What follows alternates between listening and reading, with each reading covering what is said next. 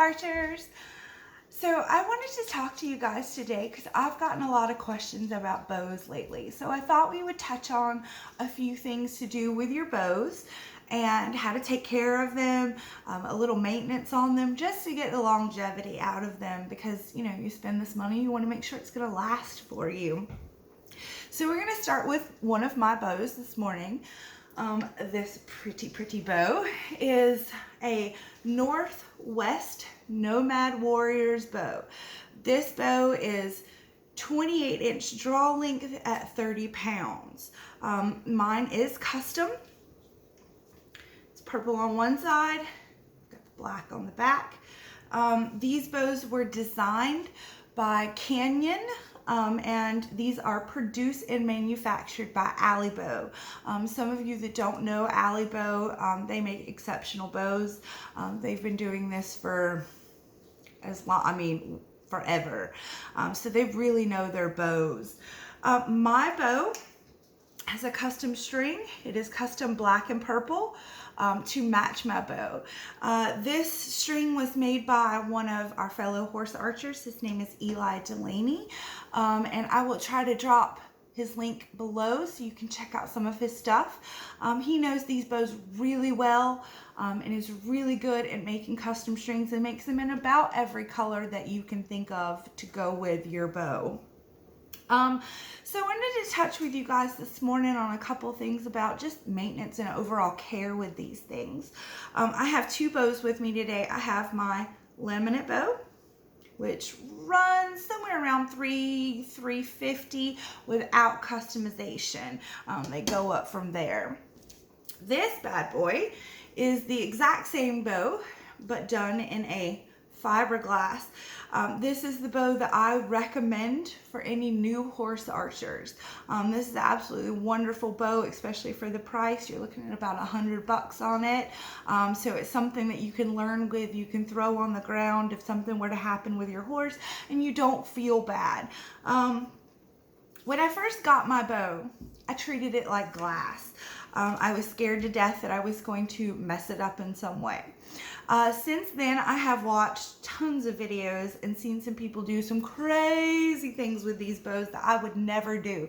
But it just goes to show you exactly how tough they are. So when you get these bows, they're going to come in this really cool sock material keeper to put them in. I suggest to you that you never leave your bow strung. I always de-string my bow after every use to store it in. So let's go over kind of just general maintenance. When we finish with the practice, I will always wipe my bow down. I will take a cloth and wipe it down. You get excess dirt, arena sand, that kind of stuff. Anything to just wipe it down and keep it nice and clean. Then you're going to de-string it. You're going to put it back in this really cool little case that comes with it. And then you're going to keep them out of direct sunlight. I prefer to keep mine in the house. With these bows being laminate and fiberglass, they are susceptible to extreme heat and extreme cold. I have seen people who have left their bows strung and then left it in their car. They went to string it next time and the limb snapped. You put too much time and effort into these bows to have something like that happen. So definitely want to maintain them the best that you can. While we're talking about maintenance, we also want to talk about our string maintenance. Each one of these strings, when you get them, when you first string your bow, I always remind people that you need to have a twist in these strings. I'm going to see if I can show you a little better. Mine's, there you go, twisted all the way up. This helps each one of the strings, fibers in your string stay cohesive and strong together. When they're unstrung in their individual strings and you start pulling back, this string might have more pressure on it than this one does. So twisting them together gives the even pull throughout your string and keeps everything nice and tight like it's supposed to be. Also, in your string maintenance, everybody needs to be waxing your strings. Here, this tube, I have string snot. This was ordered off of Amazon, nothing fancy, comes in this really cool stick. I love it. You just take it, you slide it down your bow, front end, top and bottom, and then I usually take my finger afterwards and kind of work it down in there. That keeps any of the frayed parts from your string from becoming major frays, and major frays turn into broke strings. So I recommend really maintaining these strings.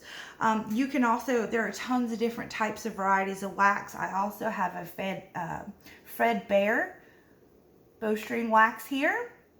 I have also seen them come in little tin containers that you just take your finger, scoop it out, and go on your string. It doesn't really matter what brand you're using, just as long as you're waxing these strings. That's going to really help with the longevity of these strings. Now, when I first ordered my bow, it came with this string. So I always keep a spare string with me. When I got this one, I put it away because I had this really cool fancy one from Eli. That's the one that I use all the time. But there's nothing worse than being in a competition and your string broke. So I always recommend keeping a backup on hand. That way, if something were to happen in the middle of a practice or a competition, you just swap your string out and get right back into it. So making sure these guys are taken care of is one of your biggest responsibilities. Mine has been shot now for almost 2 years, and it still looks brand new, except for a few little scratches I got going on right here, but that just means I'm using it. Love these bows. Love, love, love these bows. And they're pretty too. So I hope that you guys understand these things are really tough, but you do have to take care of them. So just make sure, bring them inside, make sure they're laid out flat, de-string them every time. Now, some of you may or may not know how to string your own bow. If you'll scroll down below, Marissa did a really great video on how to string your bow. So everything is done safely so you don't end up bending or twisting any of these limbs while you're stringing your bow, because that leads to, you know, stress fractures and that kind of stuff if not done properly, and then one day while you're shooting, this thing could just fly apart. So making sure you take care of them is really important. So I hope that this gave you a little information. And if you like this video, give us the thumbs up below. If you really want to know how to expand your knowledge into horse archery, how about subscribing? You can also hit the little bell and get notifications every time that we post a new video. So I hope you have a great day, and I hope you guys learned just a little bit. Thanks for joining.